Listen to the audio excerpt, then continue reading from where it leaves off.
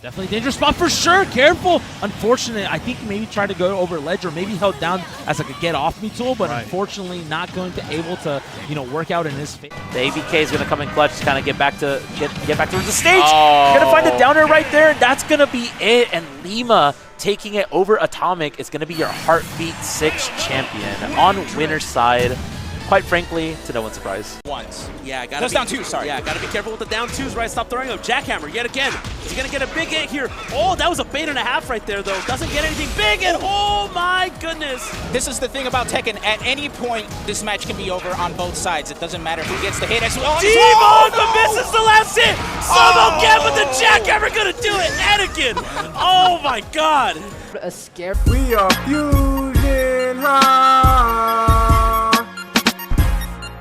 Fusion fam, what's up? What's up? What's going on? How y'all doing? As y'all can see, we have a special guest that's joining the Fusion trial today. Introduce yourself to the people. Yeah. Hey, what's up, guys? I'm SSB Kid, and I'm an eSports caster based out of Texas. So. Wow, okay. Esports, man. Look at this guy, man. Living the dream. You're the first, actually. Yeah, you are the first. How to make it official? You can't just let people. Oh yeah, I commentate Smash Bros.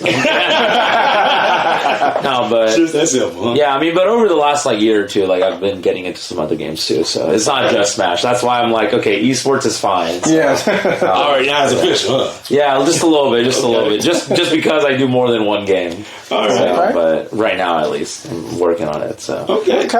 Yeah. And just in case if you've been living on the rock, if you don't know who we are, I am Chad. And I'm Jeremy. And together, this podcast, this tag team, this collective, eSports, we are Fusion High. Damn. Yeah, that's pretty sick. I'm not gonna lie. I love the intro. Yeah. When it's just me and him, I ruined it. I'm like, no. It's the same old. He just ruined it earlier today. Okay. Then it just went off the rails. It was kind of great, actually. You can edit this out and just put it on the other one, too. Just to make it maybe, actually. Maybe. Do a glitch and then bring it back here. No, absolutely. So. But, man, so tell us a little bit about yourself, sir. Yeah. So when I'm not doing, events and, casting and stuff like that, I'm a music education student at UH. So it's pretty sick. Just getting to do a thing. Right now, I'm kind of in a limbo. We were talking about it earlier before we hit record, but I'm in a weird spot where I have to work, but I also have to finish school so I can get more work. So it's a tough gig, but we're making it work. Mission cycle. Yeah. Sounds familiar. For real. Yeah, it's you don't get hired for not having experience, but how do you get that experience? Type of thing. Exactly. So that I feel is a concept across all facets. Man, no kidding. You have to get in basically at a job and just almost work your way from the bottom, or just luck up. Yeah, right. Or at least I did. Nepotism. Oh, hey, at least I did. Yeah, it definitly pays to know people. Sometimes. You ain't lying. Oh no, it does. That's how much jobs I got. Even the military. Yeah, hook up. Right on. Yeah, right on. But yeah, if I'm not doing that, just enjoying sports with my family, my friends, Okay. I like to go do karaoke and stuff. What's your favorite song to sing? So I don't think I have a favorite, just because it really depends on I have to see what the vibes are we went to a country karaoke place, and I was like, yeah, Justin Bieber's not gonna fly here, or people are just gonna look at you oh, okay, But we went, we actually went yesterday. Okay. Okay. Yeah, I did.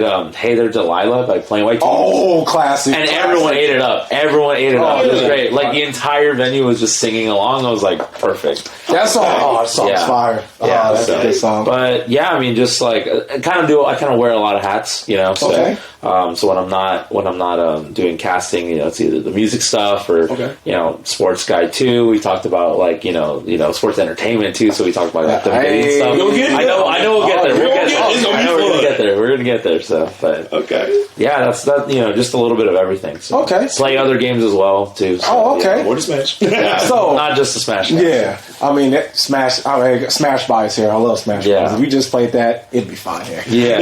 Fair enough. So, how did you get into being a commentator and doing it for esports? Yeah, it doesn't seem like that's something that's you just stumble upon and just like, you just walk in, hey, here's the mic, start talking. Like that doesn't happen. So how'd you get into it? Yeah, so like at the big events, that definitely is not how it works, right? Yeah. But obviously, for the people who aren't aware of like how like Smash tournaments work, they're sort of like. There's like the majors that everyone knows, so like Smash is featured at like CEO, Combo Breaker, it used to be at EVO. So like, like that's like the major, that's like invite only most of the time. But then there's like the regional level, which is like people put in applications and stuff, and like, they provide videos of commentary like from previous events to try to do that. At the local level, which is, where, most people play Smash at the local level. Of course. When they have streams and whatnot and, they have commentary setups, it's usually, at least when I started, it was like, hey, does anyone want to do it? Like, we just need someone to do it right now. Because it's at a local level, so it's like, it's like very low pressure, like, not most local streams are getting 10, 20 viewers. So it's like, it's not like you have to pay bills or anything like that. So you don't have to put like, your best talent. But that's how most people start. That's how I started. I started like that for a while, and I didn't realize it back then, but I wasn't very good. I didn't realize it. I was like, man, like I went back about a year ago and found a clip from like 2019, and I was just like, why would anyone let me on the mic? Like, why were they letting me do this? Like, this is awful. But, I mean, everyone starts somewhere. You know what I mean? Yeah. So that was 2019, 2020, like the beginning of Smash Ultimate. It was kind of rough just because, like, I was only doing local stuff and, like, I couldn't really, like, crack at the next level and, like, do regional level commentary. But then what ended up happening was, like, COVID hit. Yeah. And, for one reason or another, like a lot of people, just moved on from like esports or from different facets. They move on to different things. Like some people like got married, some people like got jobs, some people like relocated. So like, like that's just kind of how it is. A lot of major figures like that were around in 2019 are no longer around now. Oh wow! And there's like benefits and like this and disadvantages to that. Okay, the big like benefit for me was that. Now the new people running the regionals were like, hey, do you want to do it? Like, we know you commentated before. Like, do you want to do it? Wow, and so that's kind of how that started. Yeah, it was like it was a blessing in disguise for sure. Yeah, and then during COVID as well, we like I said, like I'm at UH and. We did a lot of local, like, online events, so everyone that was, like, a student could, like, sign up for this online tournament. And I would stream them. Oh, wow. And so I was streaming them, and they were, like, like, the club officer team, they were like, why don't you just commentate them? Like, don't you commentate? And I was like, yeah, but I'm not very good. They're like, dude, just do it, And so a buddy of mine and I... his name is Knoxville. He's another like really, really great caster. He just doesn't really like go do a whole lot. Yeah. Wow. We just grinded our way through like a year of COVID. Just doing events every week, like doing those online tournaments, 2-3 hours of commentary every week. Just swinging for the fences, trying to see what works, what doesn't work. Yeah.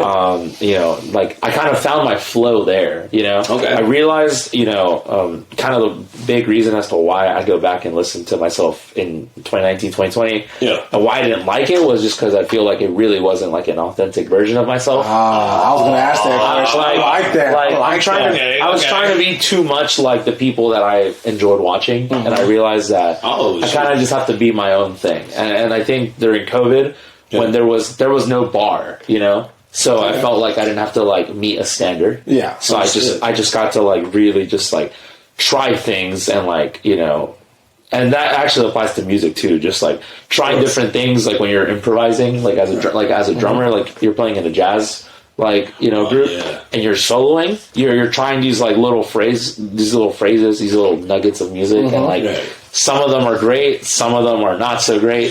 So the good ones, you're like, okay, I'm gonna save that one for another situation. I'm gonna bring that up later.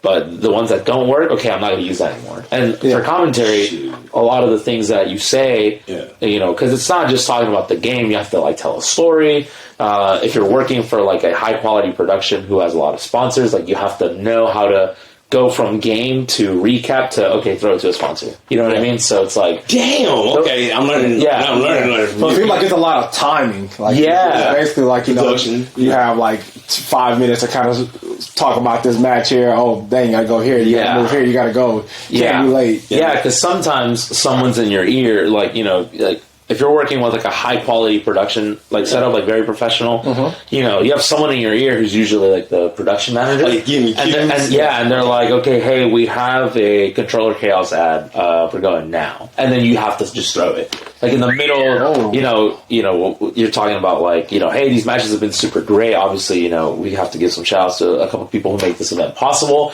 And then usually they'll throw it to a slide with the ad. You're talking over the ad. Okay. And, we've been practicing on that, man. We have been. Cool. And that actually, I feel like, separates the regional like level casters from like the people at majors. Because people at majors can just do it effortlessly.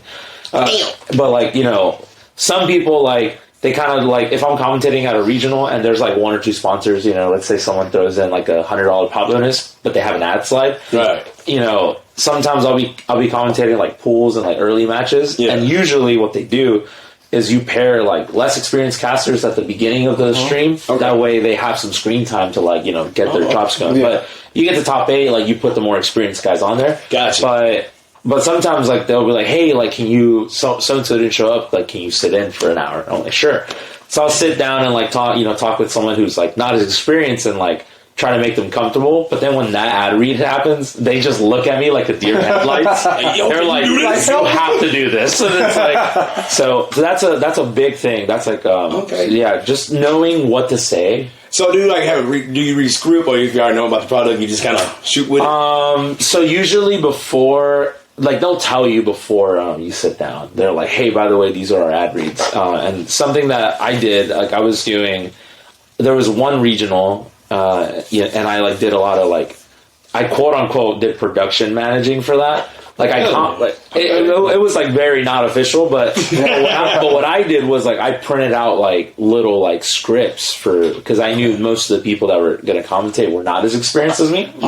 So I printed out scripts for them. I'm like, if everything goes wrong, read that. Just read it. Like, you're good. Oh, yeah. And it'll be fine. But, like, for someone, like, the more you do it, the less of the scripting. Yeah. Okay. That's kind of, what's funny that you say that? Oh, wow. So when we have, like, a sponsor for the podcast, right? Yeah. So when we first did it, I put it on the screen, like, okay, these are the bullet points we got to say, what we got to go through, whatever. We did that one time. Now it's just like, what time it is, suckers, and we just read it and do our thing. Right. Yeah, and then we just advertise. Yeah. And there's like different ways to do the ad reads too. Yeah. Like you guys watch y'all know who Paul George is. Paul George he plays for the Clippers. Yeah, he's a basketball player. Oh, okay. Yeah, so he has like his podcast P or whatever. Like he has his own podcast. Oh wow. Like they'll be talking and like a point will be made and like the conversation's over and they go on to the next topic. Before they do that, they like fade out and then they fade back into an ad read. Like it's just here's the ad read. Like But some people like the really good improvisers they like talk about whatever you're talking about, and somehow they just segue into it so well. That's what we've been doing. Yeah, it's like Jim Cornette. It's like that's why I learned from Jim Cornette. He'll segue, or Brian Last will do it on his podcast, and he'll kind of like be. They play with them. But that's what me and Chad do. We'll play with them, and then it's like, well, what else? And then boom, boom, What's having impact? This does, Yeah. I learned mine from the Brilliant Idiots. Like, cause we joke a lot, like me and him, like when we're just going back and forth. Like this last episode we just did, we were giggling and joking about something, and it's like, time to throw a sponsor out there. And then like, it went like at first, and then it just got back. So I get it, man. So you were talking about earlier that. You like, man, my past stuff was kind of What about your past commentary that you was like, oh hell no, who trusts me with this microphone? Well, part of it was the fact that I'm better at the game now than I was, in 2019, Smash specifically. Yeah. Okay.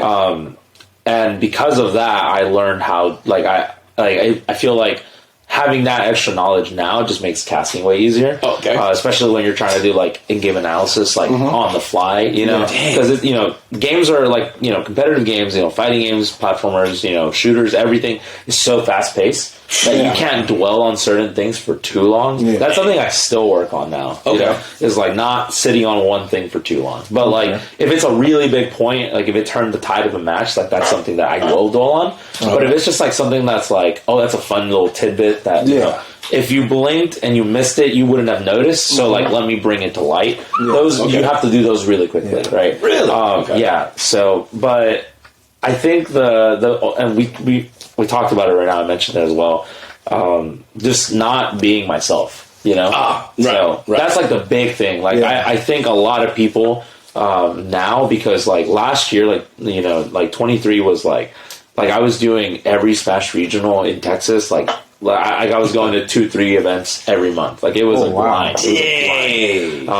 And I think the big reason why people, I don't know why, but I assume is probably why everyone like just wanted me on, and why people like wanted, like viewers would be like, where's SSB Kid at, or like they would see me come up and they're like, yeah, let's go. Like they knew like it was going to be great. And it's like, and it's just because like I'm myself. Like I think that authenticity is like really important. So, I agree with because that. because I help people with like commentary, and like I give them like tips, and like I give them like a little like a guide, and it's like this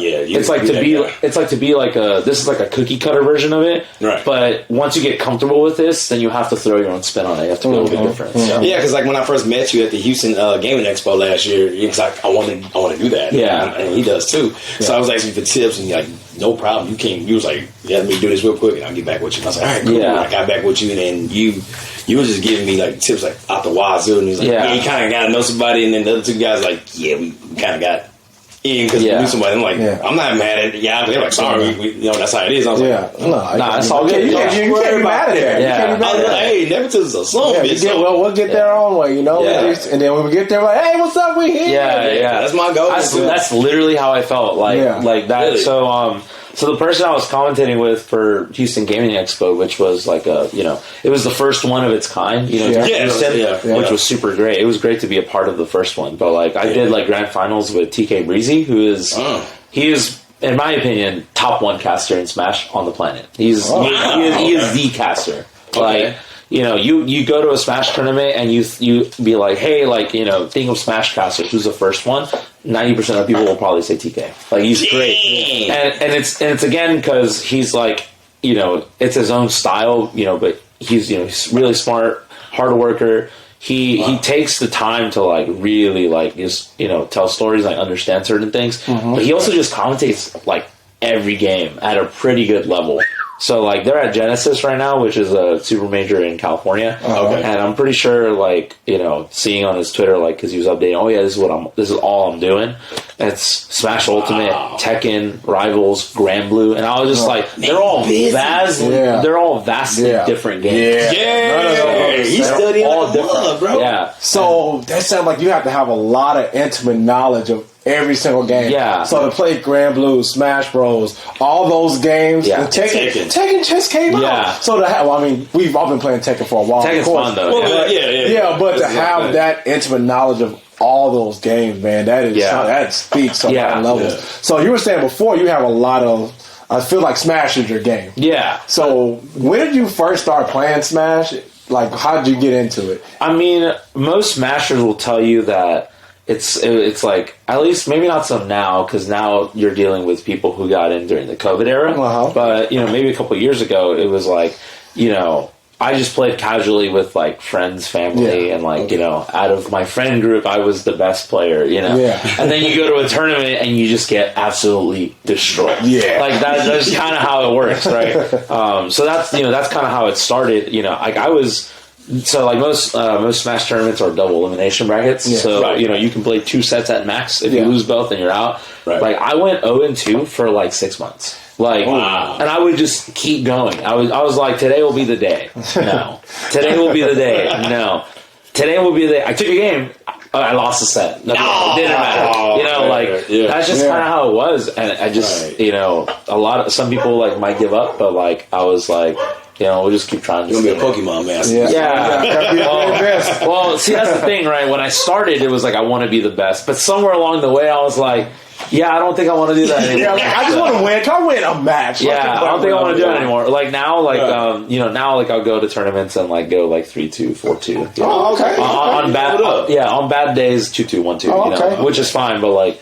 Yeah, I mean, I'm considering that I don't practice the game. You know, doing that is like okay. Wow, that's not too bad. It's not too bad. Yeah, you'd be surprised. I'm like, oh, I didn't expect to be that person. I haven't played this game like all week, but sure. But dang, who do you main? Yeah, so I play right now. I play Cloud, and then I also like secondary Pyramithra, and then also play a little bit of. Then I play a bunch of other characters like for fun. Like I've pulled out like Incineroar, I've pulled out Falco, I've pulled out Snake. I spite my kids with Jigglypuff. Yeah. It's pretty bad. Jigglypuff is a tilting character if you don't know what to do against it. So, she's so like. She just seems like a meme pick. Yeah. But like a good Jigglypuff. Oh yeah. Like you go watch like Base Mage, who's like, you know, the best Jigglypuff in the US. Like that dude is insane. Yeah. Just the way he makes that character he makes that character look like not a bottom 10 character. Yeah. I'm gonna ask you one more because like it's not even segueing to some we're gonna ask you one more caster question, and you know, if Chad got another one, I'm gonna ask you one more. Go ahead. What are the key elements of a good caster, esports caster? In your opinion, or what you know? Sure. Honestly, a lot of these things, like, you might have heard in other avenues that isn't just, like, esports and gaming, but, like, the big one is the ability to work with others. Like, that is a value and a virtue that applies to more than just like gaming, right? Yeah, so true. like, if we have any like youngins like listening, like trust me, it's that one thing applies to almost every facet of your life. That is true. Being able to work with other people, like that is like huge. And what does that mean in casting? It just means like not interrupting them constantly, right? And like, you know, being actually like mindful of what they're saying, like. It shouldn't be just two people taking turns talking. You know what I mean? You listen to someone talk and, you know, you're listening to them and you're processing what they're saying and you're like, and then you kind of segue with, that absolutely. Or, you know, I use like those like affirmatives to like confirm what they're saying, take a point that they made and like kind of elaborate and then transition into a different point. Yeah. So like being able to like work with others in that sense. You know, it can get really redundant to say absolutely 100 times in a stream. Yeah. But, you know, there's different ways to do it. So, you know. Break out a thesaurus, kid. Yeah. I'm like, for sure, absolutely. And then I end up saying it anyways. I'm like, whatever. So I think that, like, you know, being mindful and, like, that is something that I've learned to listen to people more when I'm not casting, you know? So, like, in my interpersonal relationships, that's actually been, like, a great thing. Like if I'm arguing with like family or something and like they're like trying to tell me like how they're feeling and I'm actually listening and I realize I'm actually listening to what you have to say. So that's like the big thing is like being able to like really, because like as casters it's really easy to like get hype and like get excited and like you want to talk. The hardest part is when you have to sit back and let them talk, you know. I feel like that is really important. So I think that's a good caster. Obviously, like, you know, it goes without saying, like, you have to have some knowledge of the game. I don't know every matchup in the game, to be truthful, but there's like certain things that you can like theory craft. Yeah. You know, like for example, like sorties versus, you know, X character, right? Yeah. Like, for example, like if I don't know the intricacies of like Chrom versus Yoshi, but like I know a sortie can wall out Yoshi and you can hit Yoshi with an aerial and break them out of their double jump armor, and then you can still juggle them in the air after. That's a concept that works with every sortie, not just one of them, right? Dang. So, like, those are things that you can mention, even without actually knowing that specific. Funny, you just did a thing. Yeah, you just did a thing. Yeah. So that's really important. Right. You don't have to like. You know, there's some people that are very like interested in like frame data, which is fair. That's very intricate, right? Yeah. Right. Smash Out of Shield is like frame 10 or whatever. It's like that's cool, but like, you know, the common viewer that will come in, like let's say someone sits down, like I'm sitting down on Twitch, just browsing through something. I click on a stream and like I have no idea what Smash is, and I hear these guys talking about frame data. I'm gonna dip. Yeah. Like I'm gonna just go move on. Like frame data? Yeah. No. So that stuff is really important. Right. But there's a way to say it. Like instead of saying like that's frame 10 out of shield and that punishes blah blah blah blah blah. Right. You could just be like that move is really fast when you drop shield and do it. So it's a great returns. I love it. Yeah, it's a great get off me tool. That's something that you could say. So I think those two things are very important, and obviously, like what we just talked about earlier, being able to like understand the show flow. That takes, because the first two, I think the second one is really easy to get good at, is like obviously knowing the game. The next one is like actually listening to the people that are working with you. I think the hardest one is doing the show flow, like just throwing it to a break. Bringing us back, like some people don't know how to be like, hey, what's up, guys? Welcome back to etc. event. Hey, welcome back to the Fusion Hop podcast. I'm SSB Kid, joined today by blah blah blah blah blah. Like some people don't know how to do that. What I mean? Take the drop. They're clipping it. But so like some people don't know how to do that, and that's fine. But I think that knowing how to do that stuff will take you from here to here. Like it'll take you to that next level. So basically, kind of like learn production of what you're casting at the time. That is pretty. Go watch like the NBA. Like, do you guys watch the Last Dance documentary? No, I've only seen the first episode. No, I only seen the first episode. So there's back in the 90s, like the big like commentator was Bob Costas, and every time they would segue into a game, hello everybody, I'm Bob Costas. Like. It's so easy to just do that, but you'd be surprised how many people can't do that.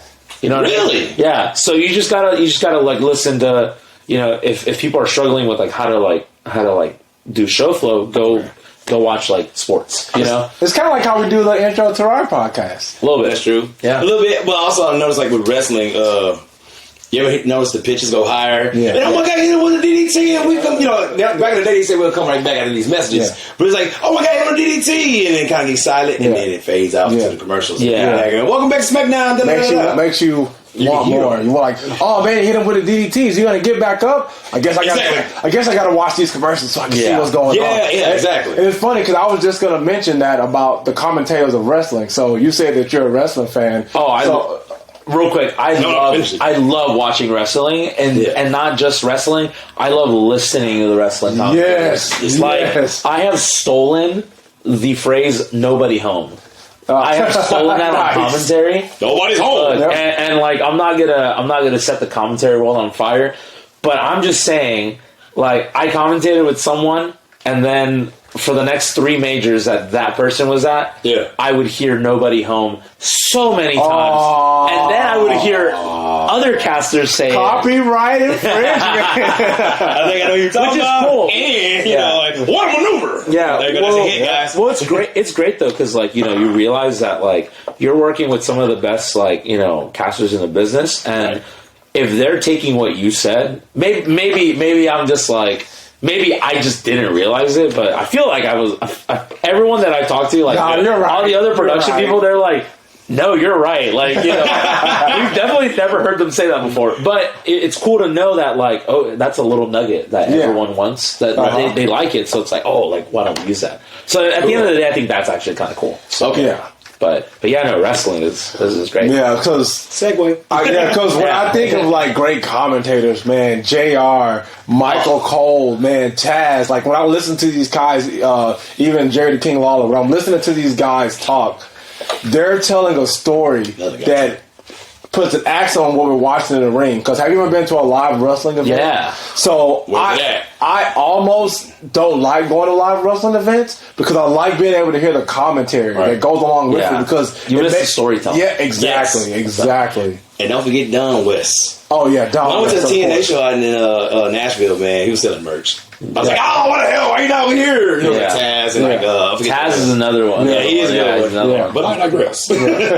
So man. So do you take? Well, I guess I'm assuming I know what with the phrase. Do you take some of the wrestling commentary, just a little bit. A little bit, yeah. Individuals. Yeah. I mean, Michael Cole's the one that because I mean, I'm a little younger than some of the other, like some of my cousins who are a lot older. They grew up with like JR, Dirty King Lawler. So like, and I grew up with like, you know, I feel like I really grew up and knew what I was watching during like the PG era. So you know, Michael Cole is like a big one, right? Yeah. But I feel like not only like little catchphrases, but just like what they do. Like when a big moment's happening, they're not saying a whole lot. They're saying like the little things they're saying. They're just saying very loudly. Yeah. Like he kicks out of the F5. Kicks out of the F5. That's all they're saying. Yeah. That's all he's saying. But he's saying it progressively louder and louder to make you understand, like holy crap, this is a big deal. Yeah. This is a big deal. Yeah. Right. Like, and that is something that, you know, that concept I definitely use a little bit in my casting for sure. Because I you know, and I learned from that too, and it's funny because like I do practice on the side sometimes, like with my wife or even with Chad. Yeah. Hell, I went to live shows and I'll do that shit. And like Jab's like, you're goofy, or even people around me like, that's good commentary. And I was like, thanks. Bullshit. You're just tugging my chain. Like, say too. And like, I remember one time, like, what was that? It was on a cruise, and you might see my wife do this year when we go to this cruise. And my wife's like doing like messing with this coin machine, like knock down the coins and stuff like that. And I'm like, and another coin going down, and knock it down. Let's see. Oh damn, it ain't fall out. There we go. She'll do another one. You know, kind of like that. Yeah. And you know the best moment in wrestling when it comes to commentary? What's up? When Booker T was in TNA, and he was beating up people, and he's like, "Oh, but you gotta come and stop him out." Oh my God! Oh no! I'm taking right here. Oh, let Pete wins. I was like, that is the craziest thing I've ever seen in my life. That's some golden material right there. You're gonna commentate your beat down on somebody. That is absolutely look that up. It is a funny moment. It's like he was like doing like this King Booker thing, but he's not King Booker. It's like weird. Yeah, it was funny. There was back in a couple of years ago, it was definitely pre-COVID. Right. There was a Tekken player named Bronson Tran who they put a mic on him. They mic'd him up, like the production mic'd him up for a tournament, and he like made it all the way to grand finals of the tournament, commentating his own like sets. What? And just like talking smack to people. He was like, it's somewhere on YouTube, but like even the commentators, like the actual commentators, are like, this guy's a clown, man, or this guy's a tool. We hate this guy. But like, you know, there's a little bit of that also in gaming, which is pretty cool. Awesome, but wrestling casting is definitely a big one. Like I feel like that one in all of sports, I feel like that one might be one of the best like ways for gaming casters to like get like material out of, in terms of like the inflection, like the raising, because like that happens in like sports too. Like there was like a Spanish caster for the World Cup when Argentina won. Right. Like all he said was Argentina's a world champion again.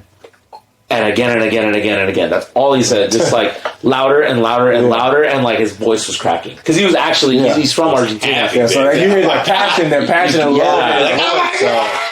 That's another thing too. By the way, like kind of going back to that previous question, like what do you think makes a great caster? You gotta like it. Like, you gotta like it. Shit. There's some people that like, you know, they want to do it, but they're in it for the wrong reasons, and you can and like, you know, if you've been around people long enough, you can see right through that. And so, like you know, and sometimes, you know, some people will go up to me and like I can tell, and I'll give them their like, I'll sit down with them the same, you know, and give them like, you know, my like insight and like tips, you know, from like my experience. You know, that's another thing too, is like all these things have been from like my experience, and it's what I've found that works for me. Maybe it works for you, but maybe it doesn't. But if it doesn't work, you just go try something else. But some of these people, like, I'll give them, you know, like a nugget of, like, essentially giving him a fish and he eats for a day. And that's it. That's it. But, like, he doesn't really take, like, the teaching. You know what I mean? Well, if you teach me to fish, you fish for a lifetime. Yeah. See, that's like they don't want to learn, though. Yeah. So you basically gave him a fish. Yeah, they're just trying to, like, you know, just, like, make it happen and, like, do an event and then Maybe try to make some money and like, I want to try to cash out. I will say, by the way, I should have said this way earlier too. Like, if people are in casting to make money, like, you just go. Yeah, first of all, there's not a lot of money. Yeah. Other like there are some people at the top, like at the tippity, and I'm talking about like 4 people per title that like can actually make a living off of casting. Shoot. But like I listened to Sage M say this. He was like, I lived off of casting in 2016. I did not make enough to make a living, but I lived off of it.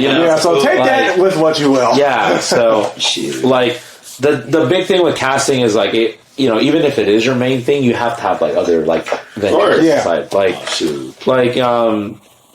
Some casters, they stream on Twitch or they stream and they make videos. Oh, I've seen that. What's that one? The one from Florida. I forget. Like Tampa. I think it was like TS.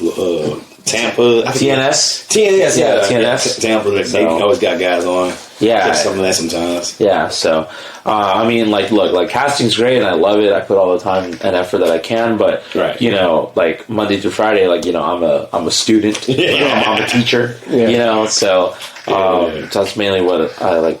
It's like not my most, like, casting is great and it's high on my priority list, but just because of the level that I'm at right now, it's not my highest priority. It can't be, So of course. So I won't have a car. I won't have a house. That's tough. You got to get to those events, right? Yeah. So let's talk about some wrestling, man. So, who's your favorite wrestler? Okay. So my question. Well, hey, we got to think of another one now. Yeah. That's easy. You're like, I got.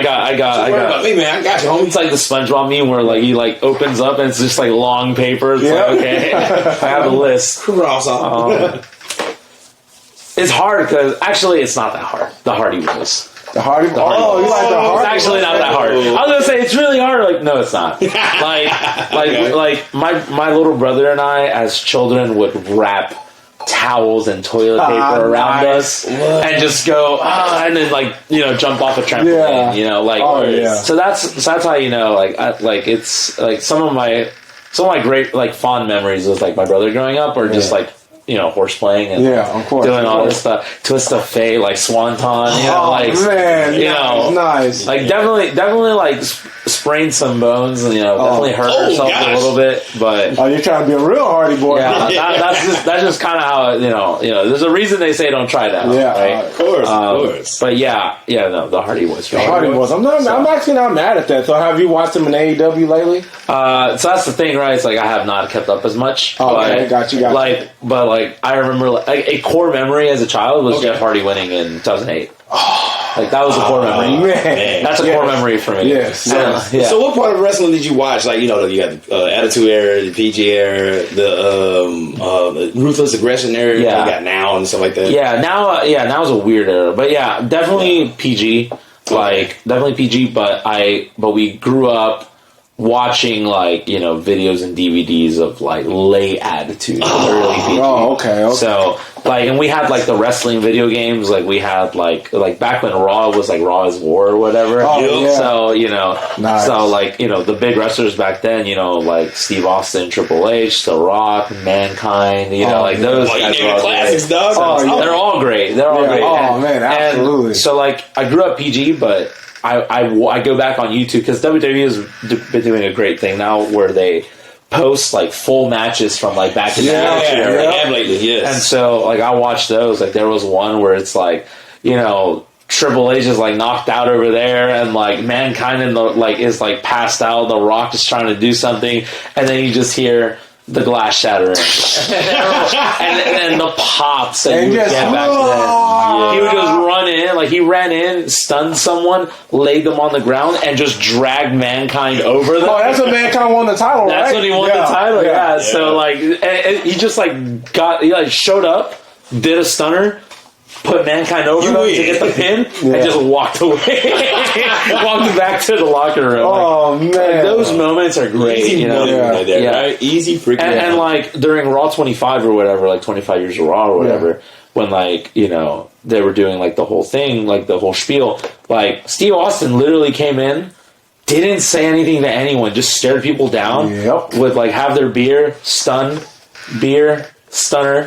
you know, just walk away. Like, he didn't say a word. Say anything. He's that good, man. That's how you know that the greats are legends. Is when you don't have to say anything at all. So, but obviously, like, you know, John Cena deserves his flowers too. Oh, like, man, you know what? Oscar, you're absolutely right. We got to give John Cena his flowers, man. I agree. He held it down during the PG era, like what the era that quote unquote nobody liked, but WWE's still here. Like, but here's the thing. The way I like to see PG era and John Cena specifically in the PG era was when he was gone, you miss him.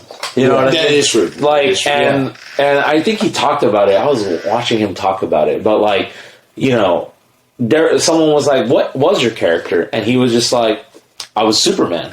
In the PG era, I was Superman. Ooh, basically. And like, good call. Like, you know, a decade later, everyone got tired of watching Superman win, which is why they started booing him. That's why he would get booed a lot. But then, you know, he leaves, and everyone's like, man, they didn't really know what they had until it was gone. Yeah, that's true. Then he comes back, and now it's like Superman's like trying to figure out who he is in this new era now. That's a good way to do it. Which is why, like, he would get like when he was feuding with Roman Reigns, when, you know, Tribal Chief Roman Reigns, like, he was getting pops. Yeah, it's like, oh, we're back. Cena was Save us from this guy. Yeah, like, oh my God, John, I miss you. Come here. Because again, like, ultimate heel, Superman, come save us, and then, you know, so, like, that, I feel like that's like, you know, he's billed as the greatest of all time.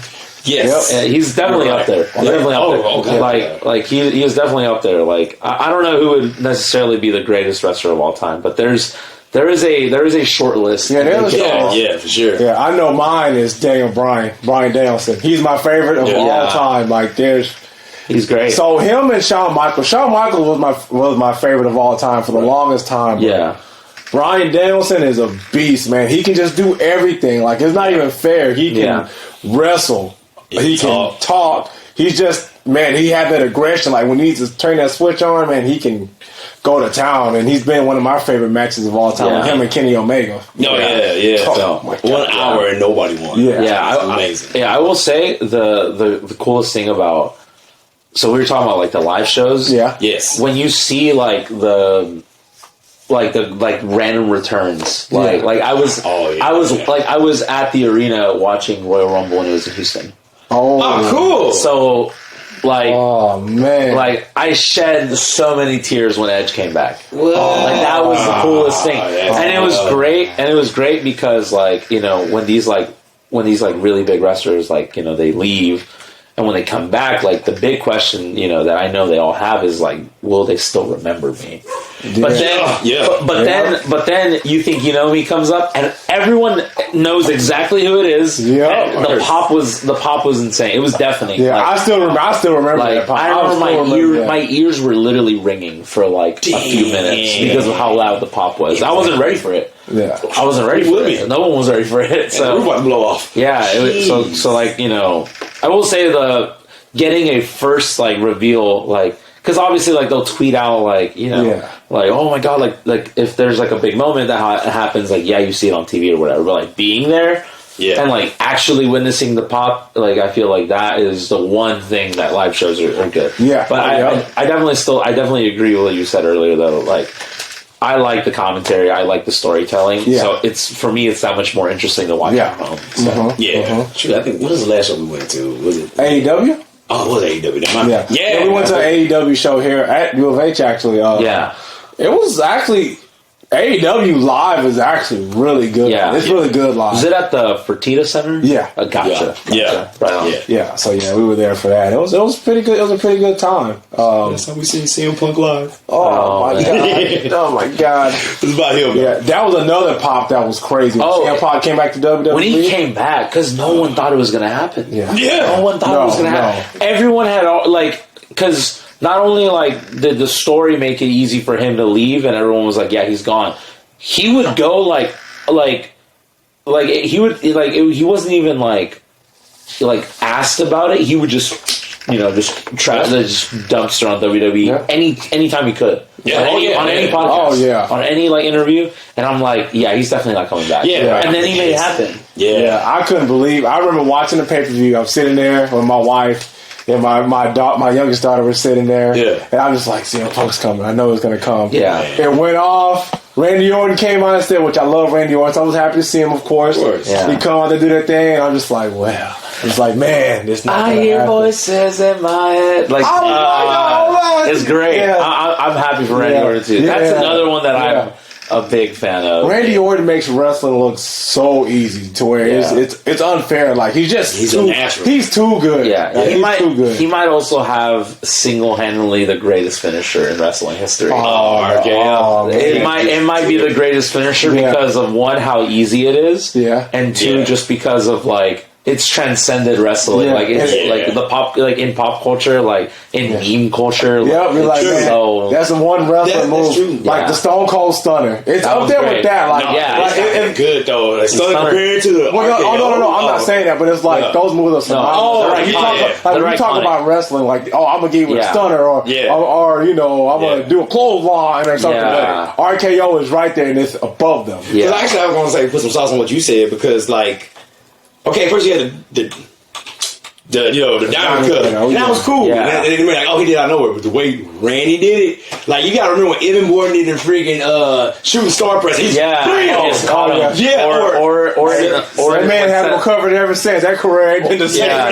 or when he RKO'd Seth Rollins out of the curb stop. He threw up there. Yeah.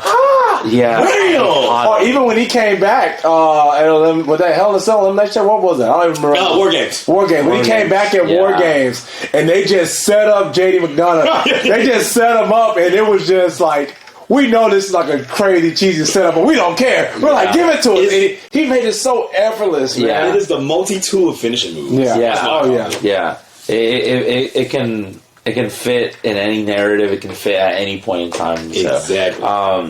Then the impactful ones too, like when Heyman was giving his whole he was cutting the promo on Brock Lesnar, how he was like, you'll never hit an RKO, and it comes out of frame. Yeah, hits it. He just looks and he's like, what? The pop, his pop off after hitting it, and the way he sells it. Oh yeah. He looks clinically insane. Yeah. I'm like, dude, he's so different. He actually got lazy. He was like, this is nothing. And I'm like, dude, you're so you said it's effortless, but he just does it, and he's all I really didn't care at one point. He really didn't give a shit. Yeah. And I was like, how can you do this? I can't even name the time where that even happened. I can never watch all his matches and pinpoint when he didn't care. Yeah, he's that good. He just that's why he's such a natural. I really didn't care that day. And I was but you did it. And he still did it. And it was great. Yeah, I'm gonna smoke a cigarette now. Bye. Yeah, because one of the big things is when John left. It was who's the next guy? Obviously they were pushing Roman. Yeah. But even before John, when Steve Austin, The Rock, all those guys left, who's going to be there's always going to be someone coming up. There's always going to be a guy or two, or there's never really a shortage of talent because if you think about it, right now, Roman Reigns, Seth Rollins, Cody Rhodes. They're all great. Yeah, they're phenomenal. Underrated, Daniel Priest. He's Daniel Priest. Yeah. I think this roster of WWE, I think this might be one of the best times for wrestling, ever. Ever in life. I'm just saying that it's one of the best times for wrestling ever. But WWE, what they've done over the past, I'm gonna say maybe 2019.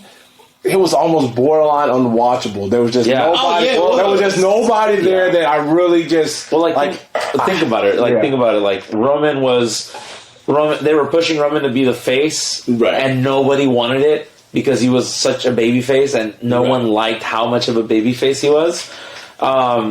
Seth Rollins was right there, but they didn't want to give him that push. And then when they did give him that push a few years before that, he ended up getting hurt, and they didn't want to like keep pushing him when he came back, so they just moved on to the next guy. Same thing with Finn Balor too.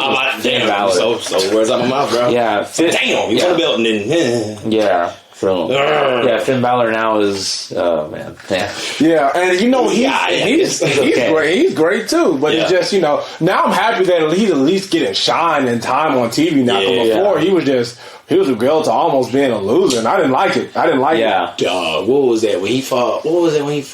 I think Roman Reigns as a demon, and he just like fell off. Like, what was this? I was like, that's not supposed to happen. But I liked Roman Reigns, right? But I just didn't think like it's almost like you said, being your authentic self. Like that wasn't authentic to Roman Reigns' character. Like and it got to a point where you could just tell.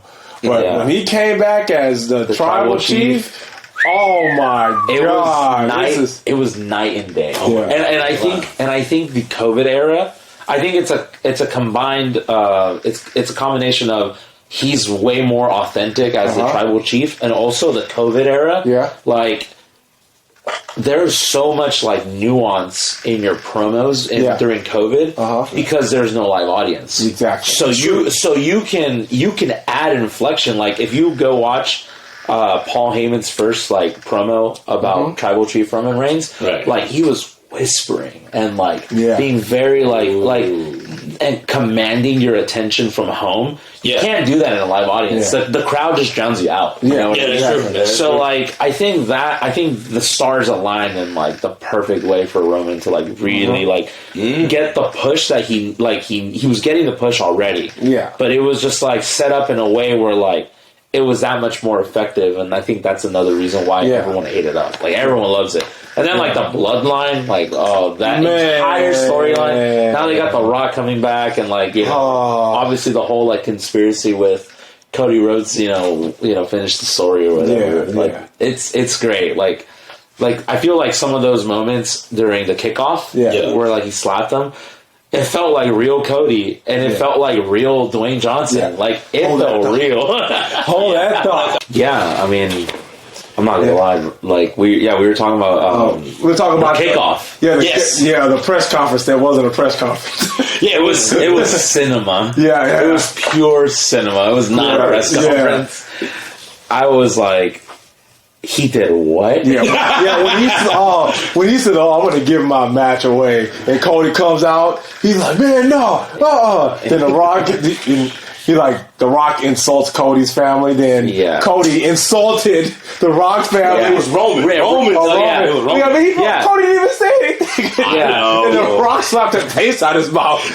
He said, famous line he always said was, The Rock is going to slap that taste out your mouth.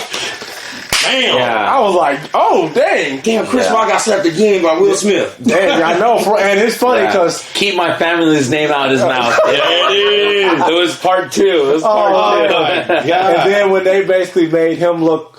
Like Seth Rollins was in the background, just sitting there. He was not doing that boy was a scrub, but he ran in there. How I'm like head first. I'm like, you're finally doing something. Yes, because Roman they made Seth look bad. I didn't like it. I didn't like it. I do have something to say, Oscar. Your knowledge of wrestling is dope. I see the flow. We're all flowing too, by the way. I'm like, man. I was like. Because you were talking about, because we some old heads, talking about Attitude Era. I've been watching wrestling for over 20 years now at this point, and so, and actually over 20 years for this guy. And I'm just hearing you talking, he was like, more this time. But like, dude, you kind of go back to. So I'm like, damn, I'm impressed, dog. To find where like some of the, like I grew up in like PG, like to find you have to look at what came before. You know what I mean? Because it's like how do we get every era? It's like how did we get here? And then you go back. You go back and look at what things that happened before. And obviously, we'll never have an Attitude Era again. No, okay. but I'm not gonna lie. I was a really big fan. I watched and I was like, I wish I was older so I could have lived during that time. I got something to ask you about that, man. So do you do the same thing with music? because I had this conversation with him and well, he already know with somebody else years ago on a podcast, and I was all like, yeah, they need to still study music. The pioneers who did it before, and different genres, because you'd be surprised how like what came from where. Yeah, you do the same thing with music. Yeah, there's like different like subgenres, and like there's like inspirations. You know, like I feel like now the like some like alternative and like indie music like is getting, it's purposely distorted in the studio to make it sound like, you know, that from a different era. Yeah. And like so that's like a really cool like callback. Like that's one of like many different things. But yeah, I definitely like I listen to, you know, different like genres of music, and like, you know, there's callbacks from like previous things, and you know, you find like the styles, like there's like artists that have like unique different styles, but then there are artists that like they do sound like, you know, people from the past, but like for example, like Ed Sheeran, no one sounds like Ed Sheeran. Yeah, no. You can go back and like no one sounded like him back in the day. So like that's like a level of uniqueness that like he has known for him. So but then, like, you know, you listen to, like, you know, All Time Low and, like, Fall Out Boy and, like, different eras, like, they sound similar. Like, like they go through different moments. And it's like, for example, like, Sugar We're Going Down by Fall Out Boy and, like, Dear Maria, Count Me In. Like, it's in the same key. Like, the way that they sing, like, their style of singing is almost exactly the same. You would think that it's the same band. Yeah, damn. I mean, like that's true. So you're a music. You really are a music. That's true over there too. And I'm like, I like stick with certain genres myself, and like, cause I like the reason I say that because like I look at like how rap music. I'm a big, you know, hip hop rap fan. But then like if you look before what we got today, because some of that stuff came from like funk and disco, and then like disco came from like if you ever noticed like some of the music come from like classical music. Yeah, so like, you see how music evolved. You know, and in turn became his own like genre, kind of like the military. Like you know, we need somebody to fly planes. You know, we got the army, but we need somebody to be in the sky. Oh, Air Force. Yeah. Oh, we need somebody in the water. Oh, Navy, and then the byproduct of the Navy is the Marines. You know, so like that. So things you see, things evolve. I know that's kind of a weird topic. But music, that's how I treat the music, because like I think it was like Adam we were talking to, since you know he was on that podcast. I was like, nah, you got not pay homage per se, but know what the fuck you're doing. Yeah, you don't just sit there and be like, oh, this person did this. You're not required to do that, but when you're doing stuff, you should at least have some type of knowledge, like we've been saying before. You at least got to have some type of knowledge, at least where your sound is kind of inspired from. Yeah, right. Yeah, and I mean, like the big thing too is like,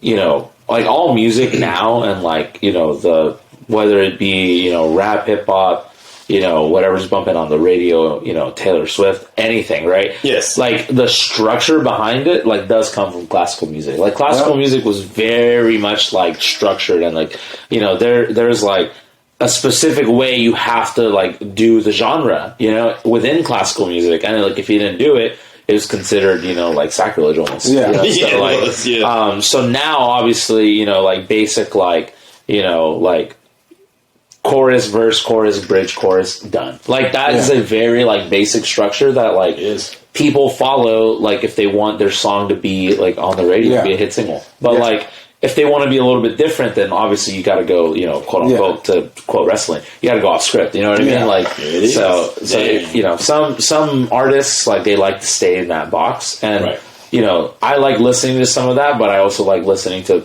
people do things a little bit differently. Exactly. So, I mean, the thing about like being like a music major and stuff is like, I feel like I've like had to like listen to a lot of different things just to like, I just wanted to expose myself to more things, just so I like have an idea, you know, like different exposure to different genres of music has not only like, as like if I analyze music, it's made me better at that. It's made me better at performing as well, you know, because you find like different things, like you find the fill in a genre that, like, as a drummer, you find a fill that you're like, oh, I'm gonna take that here and see if it works, you know. So you're finding different things like that. So like right now we're like, you know, like for like the basketball band stuff that I do at U of H, like whenever they score, we have to like go crazy and like make noise. And what I've been doing is like I've just been like taking like really like famous like drum intros and just playing that instead. Oh, sweet! Like I did like Smells Like Teen Spirit. Boom, you know. And everyone was like, They were like, oh, like we like you. Yeah. So it got a little soft, it got a little like quiet, and then score. Like, yeah. So like, and again, everyone knows those things. Yeah. So like doing those things and like calling back, not only like are you exposing yourself to different things, but people also like are more attracted to that because they're like, because it's familiar, you know? So that's something that you can do. Nostalgia. So, yep. yeah, when you go listen to someone do like a drum solo, like you'll hear little snippets, little nuggets of music from other like songs or whatever. Yeah, so. That's why a lot of people kind of get into trouble when it comes to sampling and things like that, because you like with Pharrell and Pharrell, Robin Thicke, and T.I. with Blurred Lines. Yeah, when they sampled Marvin Gaye's thing without. They unintentionally did it, but give it up. That's what but it's like they probably were sitting there like, oh, okay, you probably don't even know where you heard that song. Like, I know I heard this somewhere, but I'm not sure. I'm not sure. And you do it, and then the Marvin Gaye family's like, money, please. Yeah. That's so long ago. The problem with that, like all the sampling and copywriting and stuff like that, it's like. Music is infinite, but it also is also finite, right? Yes. Like for example, like Ed Sheeran had the same problem. With I think "Let's Get It On." By Marvin Gaye as well. Yep. Marvin Gaye. Damn, Marvin Gaye's out here. Hey, that family, bro, they don't play. They don't play, and it's funny because like James Brown's the most sampled man. Yeah. So I'm sorry. Yeah, no, you're good. And but Ed Sheeran literally took his he was his own defense in court. Yeah. He took a guitar. He took his guitar to the court and was playing. I was like, that's kind of smart, actually. Yeah. And also, like, the problem with it is, like, what is, like, popular in terms of, like, pop music, right? Like, the structure and the chords are, like, all very similar. They are. Like, there's a chord progression. There was, like, a comedy band that, like, did a little gag about this, and it was called the 4-Chord Song. Okay. And it was by the Axis of Awesome. I don't think they're a thing anymore, but they were a thing in, like, the early 2000s, or late 2000s, early 2010s. Okay. But they, like, did, like, hey, so, this song, and they played, like, the intro to Don't Stop Believing on the piano, right? And everyone's like, yeah, that's Don't Stop Believing. He was like, watch this. And then start singing a completely different song. Ooh.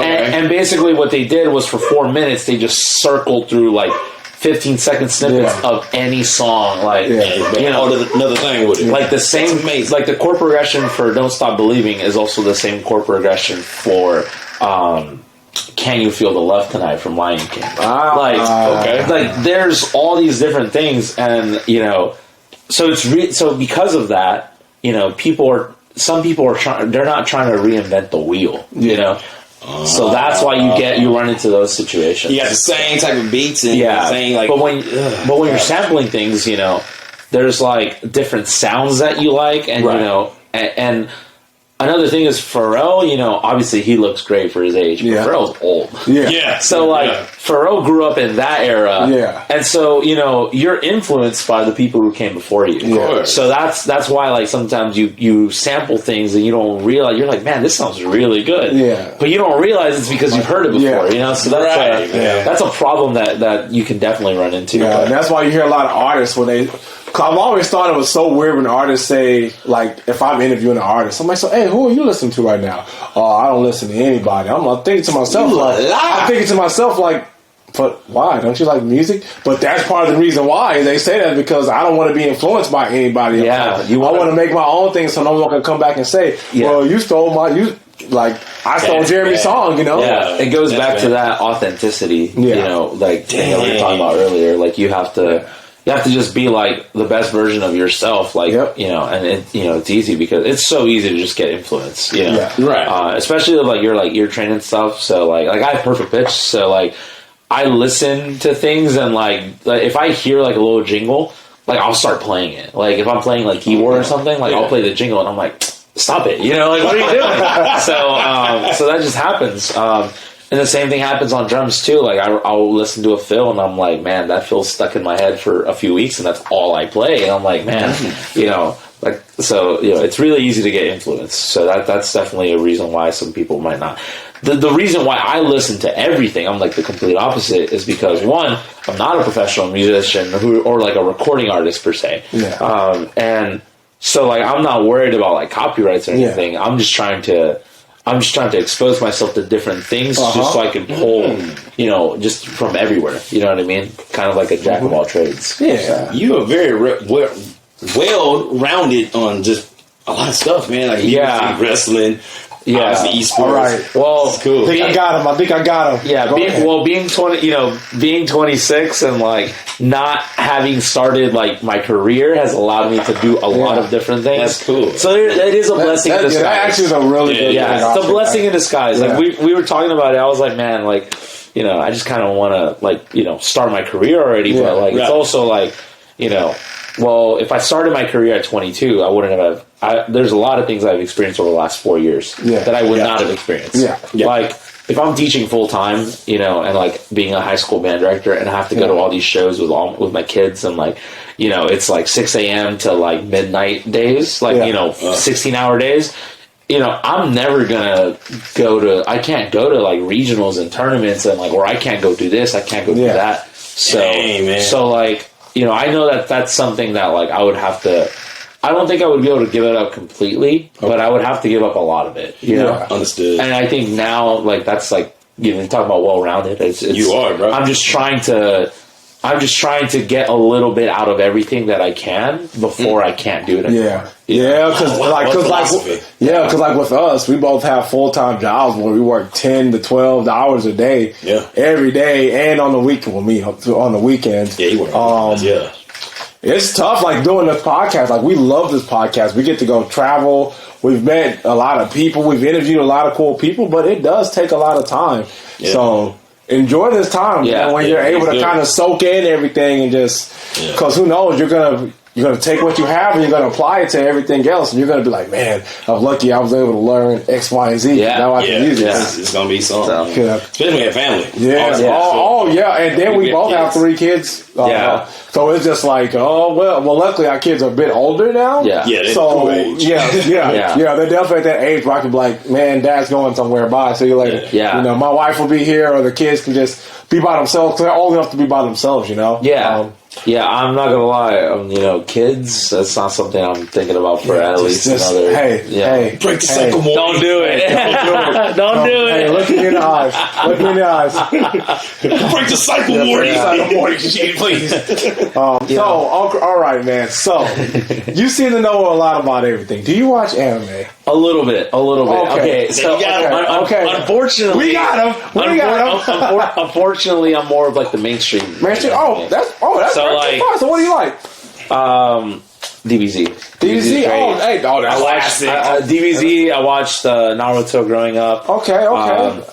I started One Piece, but did not get very far. Oh, damn. I will see you in the I started One Piece, did not get very far. And shouts to my cousin, though. He's a freshman in high school, and he's seen all, like, 1,000+ episodes. Oh, because he got time. He's a freshman in high school. Well, he was a kid. But, like, it's funny because we, you know, his parents were like, man, like, does he, like, because they're like, does he talk to you? Like, does he have a little girlfriend or something? I was like, no, he doesn't. They're like, man, okay. I was like, don't worry. The girl that whoever he ends up with will realize how committed he is because he watched 1,000 episodes of one and stayed true to the he was we were like during COVID we were playing like competitive Fortnite for a little bit. And like he was like one of those like sweats that you know Fortnite children wear sweats. Side note, I wish my son was here because my son is trying to become a competitive Fortnite player. It's hard. He would probably talk you to death and probably won't let you leave. Yeah, probably not. So you know what? It's a good thing. Thanks for making that call. But no problem. But like he got committed to One Piece and he like stopped playing so much. Wow. I know so why. I was like, the commitment that this kid has, you know, saw Nami. He's gonna make someone very happy someday. Yeah, that's you know what I mean. I think I know you said it's your nephew. Yeah, he's my little cousin. He's a cousin. Yeah.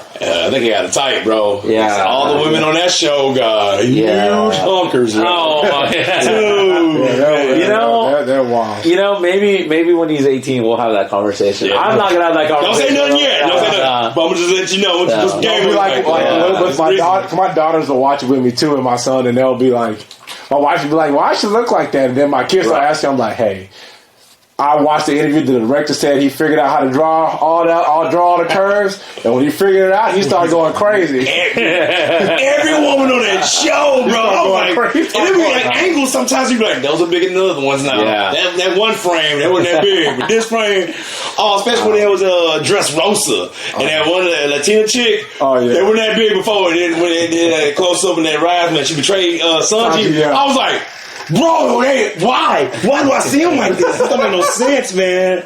Oh my gosh, I'm like, there's a reason why your cousin watching too, but no, it's a good show. No, One Piece is show. One Piece is my favorite. It's my favorite of all time. Yeah. Well, one of my basically, I have to wait for it to end to say it's my true favorite of all time. Of course, because they could just botch the ending. Yeah, exactly. But I mean, they've been so great in world building and storytelling this whole time. I don't feel like they're going to. Yeah. But like right now, like one of my favorites of all time, Full Metal Alchemist Brotherhood, Attack on Titan. A lot of people complain about that ending. I thought it was great because it's real. Like. Everybody don't get to be happy, man. Yeah. I'm sorry, and especially like what the main character did. Spoiler alert, I should have watched this already. Yeah, you can spoil it. Yeah, like with what he did, like the main character Aaron, which Aaron was right. He basically murdered everybody, and he ended up dying himself. Like in the end, what's up? There you go. But he did. Like the reason he did it was just. But I mean, murder isn't. Mass genocide isn't always right. Yeah, because because he went crazy. 75% of the earth is gone. Look, and this is anime, right? Like the real world is a completely different conversation. But I'm trying to stay home, kids. I'm definitely do not. Please don't. Nuclear genocide ain't the answer, kids. Yeah, or else Fusion House is gonna get the wrong publicity. Go get a body color or something. They'll mass genocide. And then so like Naruto as well. Like I love Naruto, man. But I watched the Tournament of Power arc a couple times a year. Like, really? It's one of my favorite. Like, just like the fact that like the basic recipe for every arc in Dragon Ball is like sort of the same. Yeah, it is. But taking it to new heights, like I feel like Ultra Instinct and Mastered Ultra Instinct or like Autonomous Ultra Instinct, I feel like it had that much of like an impact in anime culture as like the first Super Saiyan iteration. You know what I mean? Wow, like it was that impactful compared to like 2, 3, or like even God or even God Super Saiyan, where it's blue. There were watch parties for Ultra Instinct. Do you remember? Yeah. So me, Jeremy, and a buddy of ours, and another buddy. We had like a little get together, but we weren't the only people. The entire world. The last episode of Tournament of Power, when he was mastering Ultra Instinct, everybody watched. Yeah, everybody watched. Yeah, like it was that moment was insane. Where like he just like vanished and then came back with just and goes. I like when he does a thing where he basically like. Goes by him, and then Jaren's body's all like, and then it goes with the beat. He's so fast because he's so fast you can't even see him do it. Yeah, dude. I used to watch that at the gym. Heavy. It was bone chilling. Yeah, like the goosebumps when all the gods of destruction were standing up. Out of respect and like reverence to like shit, like except for Beerus, he was hating. I'm not. Beerus was, you did it again. Yeah, father. He had that proud father, but like also kind of angry that it's like, wow, like you trying to get me now. Yeah, but like when he was like Whis, he's done it, right? And he just looks and it's like, yes. Like, oh man, that's my boy. That's how you know. So no, that arc is crazy. I mean, I think that entire there's so many great moments in Tournament of Power, like when Kefla apparently checkmated him, and he just rides on it. he just rides on the energy wave with the Kamehameha. And he's like, You know, he did a cartwheel on the yeah. Come on, bam! And I was like, did she just die? Yeah. She's gone. She's gone. Yeah, that was insane. Yeah. I mean, also, there's some moments that didn't make sense either, though. Of course. Like, for example, like, Vegeta versus Topo, you're like, but wait, Vegeta's out of energy. Yeah. And then it's like, Vegeta just beat a god of destruction with, like, 0 energy. Like, he's that guy. Wait, what? So, like, there are definitely moments that don't make sense. But, that's probably one of my favorite arcs. So. Okay. I'm not mad at that. Yeah, we talk about it a lot. Because, I mean, you know, like, I definitely liked Z. Like, I definitely liked, the Dragon Ball that I grew up with over Super as a whole. Yeah. But in terms of like specific arcs, like I think Tournament of Power is probably one of my favorites. Okay. Cell Saga is probably up there too. So. Man, great lines. I was just thinking the same thing. Cell Saga is up there. So. Alive, dang. Yeah. So there's definitely like. There's those like callbacks, right? Like in in Tournament of Power where Vegeta's like, I won't accept failure. Do it now, Kakarot. Like goes back. It's like a callback to do it now, Gohan. Yeah. You know what I mean? Like everyone's everyone's kind of on it too, which is really nice. That's why that moment's so memorable. Yeah. Because if you kept up with it, then it might pull your heartstrings a little bit about that. Yeah, if you're a super fan, especially Vegeta saying it. All people. Yeah. And you notice there's like 2 forms of Goku don't have their own song, which was Super Saiyan 3. The transformation, and then freaking Ultra Instinct. Yeah. You ever notice that? Yeah. That's crazy, man. Yeah. So, Ultra Instinct is one of the best songs. Of course. Of course. Yeah, like that's like boss music. Yeah. Oh yeah. Oh man. That's a Sephiroth spot. That's a Sephiroth music right there. Yeah. Man. Oh my god! That reveal, that Sephiroth's reveal in Smash was probably one of my favorites. I screamed and cried upstairs. Yeah. That's probably one of my favorites. Because I'm about to go to video games and perfect. We all yeah. That was real segues. Yeah, it's great. It's great. But yeah, no, that Sephiroth Smash reveal is probably one of my favorite reveals. But what's your favorite game to play, bro? Okay, so it's not Smash. I'm just letting you guys know right now. I'm just letting you know right now, it's not Smash. But right now, I've been playing a ton of Dead by Daylight. Really? Okay. Yeah, so like if anyone watching doesn't know, it's like it's a 4v1 asymmetrical horror game. Okay. And it's PvP, so both sides are being controlled by players. Yeah. But it's a weird like cat and mouse objective based game. Right. But there's like the perk abilities and stuff and the killers having different powers and like different modifications to the power. Like just it's not beginner friendly. Like it really isn't. Like the only reason I got good at it, I only have about. I say only, it's still a lot. I only have about 1,100 hours in the game. Oh, only 11? Only. I get it. There are some people that I know that have 10K hours in the game. Like it's ridiculous. And part of it is because they've been playing since release. Yeah. That game's been out for a long time. Game came out in 2016. It's been 8 years. Yeah. I started in 21. So it's only been 3 years. Oh yeah, so only you're right. Yeah. But it's hard to get into. The only reason I feel like I got into it and was able to level up as fast as I could in the game was because I understood how to get better at gaming competitively. Yeah. Because of Smash. Like I knew how to get there. Like there's guides on YouTube for this game for every killer. There's so many guides and you just got to know where to look, and I knew where to look. Dang. So I was able to just level up really fast. Yeah. But that game I play a whole lot now. Okay. Yeah. And last year I actually started casting competitive Dead by Daylight. So okay. It's a little more. It's way more niche than Smash. And Smash to me feels already pretty niche. Yeah. So this is an even smaller community that we're working with, but they're actually great people. The people that I work with, we work with DBD League. Which, there's not a lot of dev support. Recently, Behavior, though, finally was like, here's like a prize pool of like in-game currency for like the top 4 or whatever. Oh, that's nice. Which is nice. Yeah, it's a step in the right direction. Yeah, So as someone who's not as invested in the competitive scene, but looking from the outside in, but still working with them, I'm like, okay, this could potentially be something else, like in the future. And an 8-year-old game at that too. Yeah. It's something, right? It's something. Yeah. So like tomorrow I'm doing some casting for that as well. Oh, okay. Cool. Yeah, so I've been doing that on Sundays because Sundays are like my free day.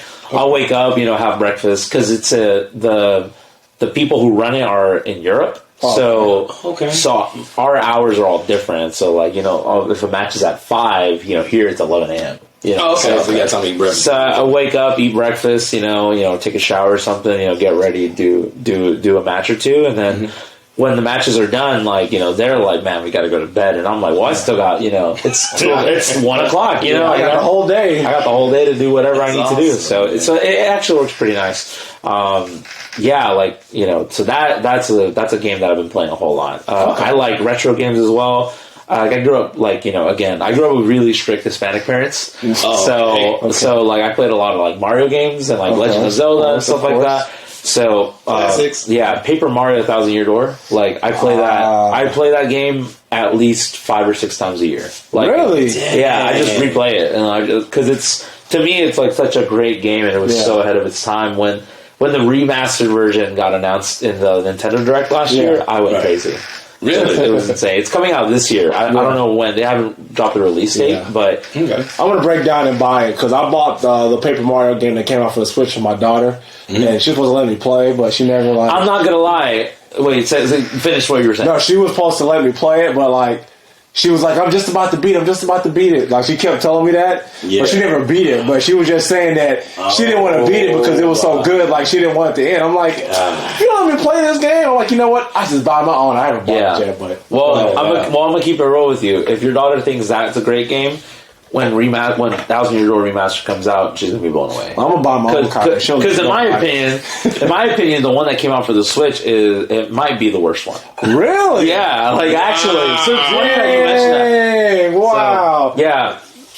Don't tell her that. Don't tell her that. I won't crush my baby strings. I ain't going to crush it. But 1,000 Year Door is definitely the best one. Right. Like, out of the whole series. Like, I think it's 1,000 Year Door, which was for the GameCube, and then Super Paper Mario, which was for the Wii, and then Paper Mario for the 64. Like, those are, in that order, is the top 3. Okay. And then there's, like, a line, like, there's a gap between the other ones, like like Color Splash and Origami King. Those are, like, I feel like not as well thought out.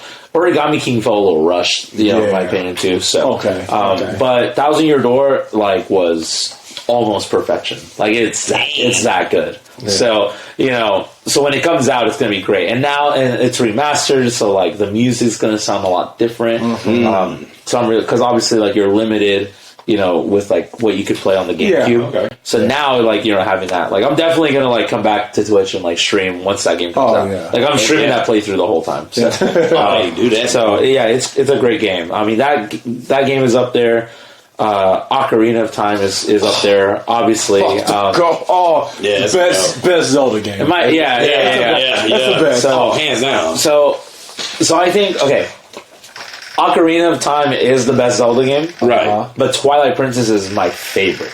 You know what I mean? Twilight Princess is really good. I grew up with as a young child I played Ocarina of Time. Yes. So I didn't really I got through it, but it took me forever. It took me literally years to get through it. But then I got older. Yeah. And I was like, I knew how to game when I got older. So when Twilight Princess came out, I enjoyed it more. But then I went back and played Ocarina of Time, and I was like, no, this is still great.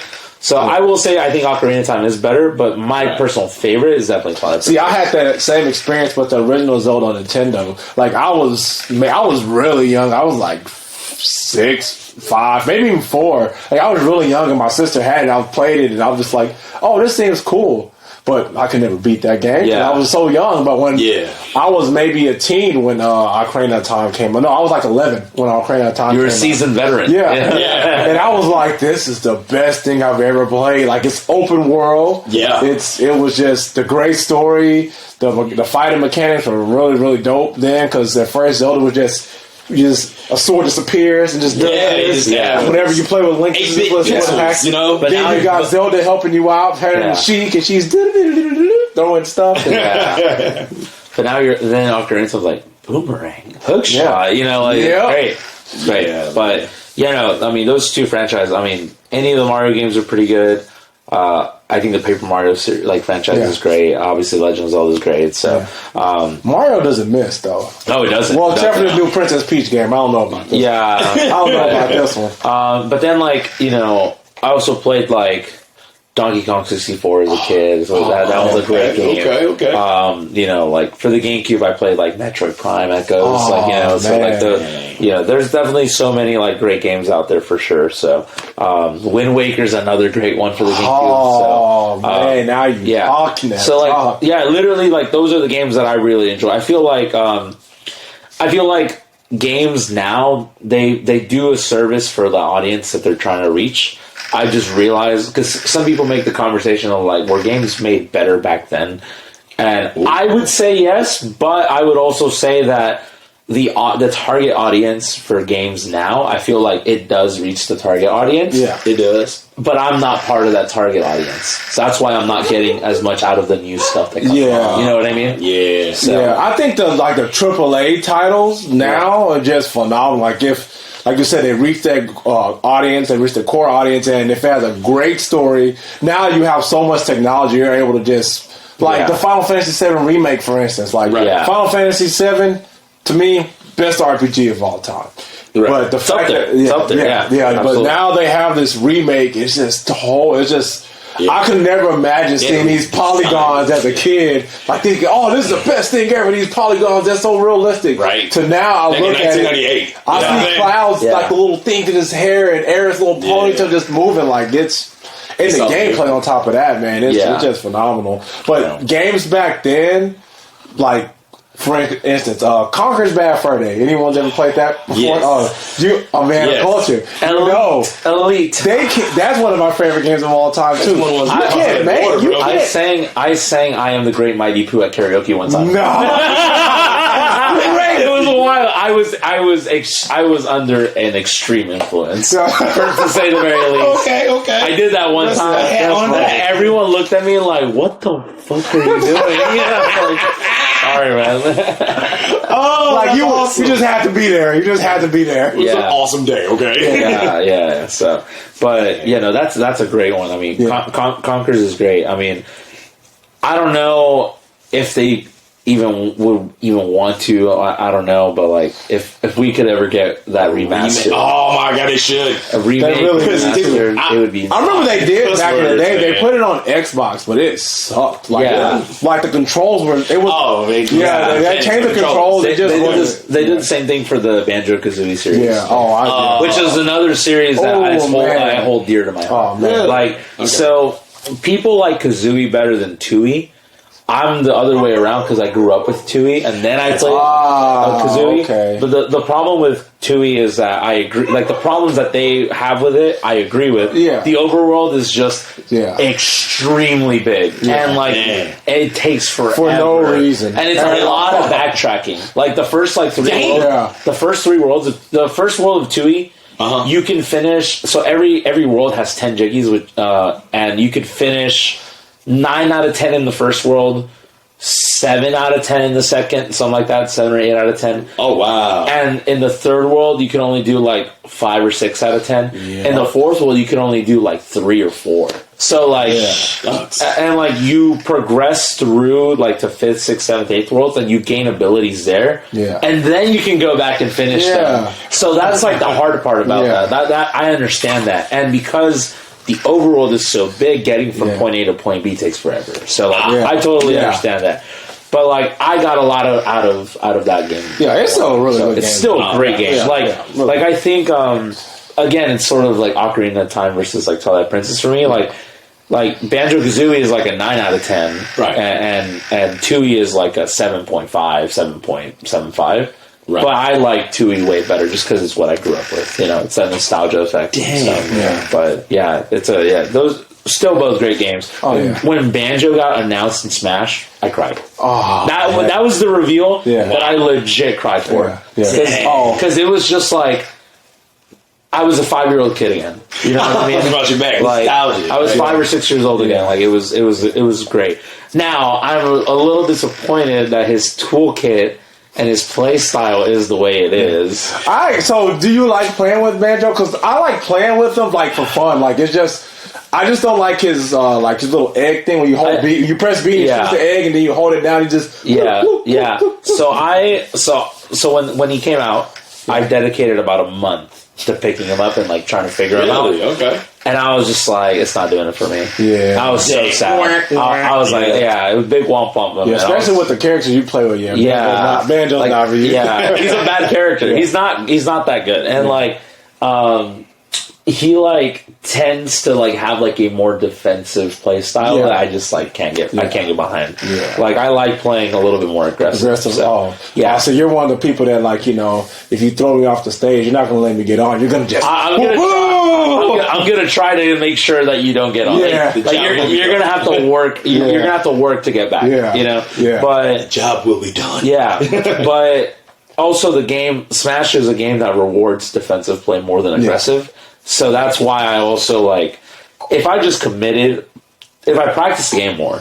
Right. And if I just committed to playing more defensively, I probably would be a much better player. But I'm just, it's not what I want, you know? It's not what I get out of it. I don't get enjoyment out of that. So I don't, you know? There's nothing wrong with that. Oh, you're talking about you cried with the character coming back to Smash? Yeah. Sora to Smash. Sora killed me. Sora killed me. Like I was just sitting there because I love Kingdom Hearts. And then the music and everything was just so epic and beautiful. I'm just like, I didn't even notice I had like a little features with I'm like, oh, dang, okay. All right, I'm okay. No, nothing to see here.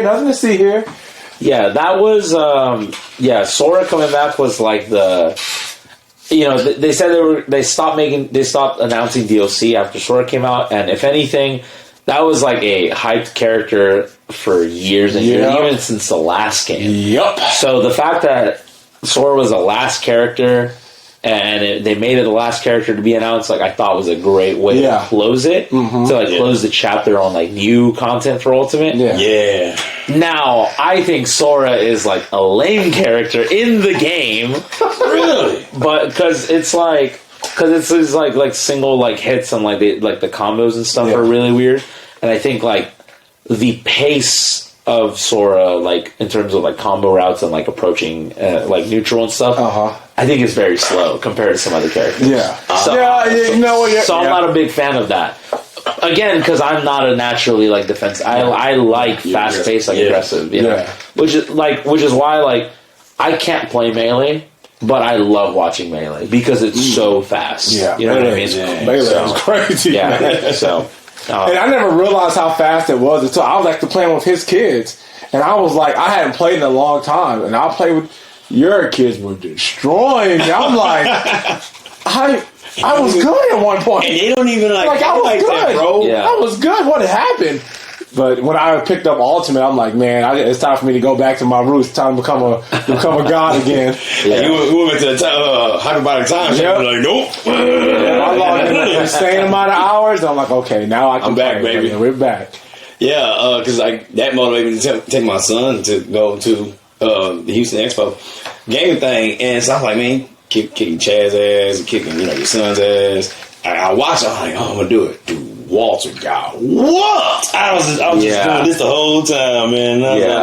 And the best thing that came out of it was just meeting you. I'm not gonna lie, I love you, son, but that was he heard about Sunday. I was trash. Oh yeah. I was talking to my wife, like, he's sucking, he's dissing, he like, I'm like, you mad? Oh. But I told you to practice, didn't I? And boy, I was like, let me tell you something. I was your sponsor. I said, I got you here. I bought DLC characters and stuff like that. I pick a barking, feeding you. Well, we don't talk about feeding. My kid, right? Yeah. And I was like, I told my wife, I said, the best thing is like, I talked to this commentating guy. He's cool. It was you. He's cool. That's the best thing that came out of it. My son was getting his ass wheeled.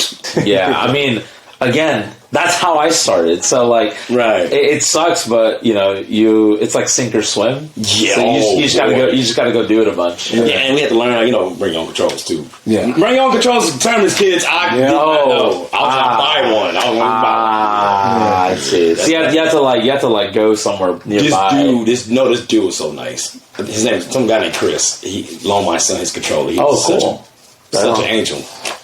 Yeah, I'm trying to think. I might know who that is. That guy's great. If it's who I think it is, that guy's... He's like, he's not from here. He's like from out of town. Do you know how he looked like? Tall, white dude, head full of hair. Yeah. Nice dude. I think I know who that is. Okay. Yeah. Great guy. Real an angel. Yeah. Yeah, great guy. So, but, bring your own controller. Yes. Most gaming tournaments are bring your own controller unless, otherwise specified. Yeah. So, but shoot. Yeah, man, that was I'll be toning it down. So I'll be toning it down. This is a part of the podcast. Yeah. Hey, tell them where they can find you and all that good stuff. Yeah. So first of all, I just want to say thanks for having me because no problem, bro. We got to a point where it was like, okay, I think the three of us collectively felt like, okay, I think we got this. I think we're there. Yeah. So again, obviously shouts to you guys. You guys are great. Jeremy, thanks so much for having me. So if you guys want to check out tournaments that I commentate, I'll usually post updates on my Twitter, so you can follow me at not SSB Kid on Twitter. I stream on Twitch every now and then, mostly Dead by Daylight and reacting to Smash stuff. Maybe doing predictions for tournaments and stuff, and I'll stream that on Twitch. And you can find me at SSB Kid on Twitch. And more importantly, if you guys see me at an event, don't feel afraid to say what's up, and that's mainly to you guys. Yeah. Don't be afraid to come say hello. My family is you're famous. I'm you're not even close, but, so because of that, I'm just come up, say what's up. It's not an inconvenience. The only time it's an inconvenience is if I'm walking towards going to commentate for 2 hours, in which case I will tell you, if you're still here at X time, come find me and I'll gladly come talk to you. So definitely if you see me at tournaments, obviously Comic Palooza's coming up, I'm definitely going to be there. Okay, cool. So yeah, you guys too. We'll see. Okay. Yeah, we kind of sort of talked about it. It hasn't really, when is this public? About 2 weeks. It'll probably be announced by then.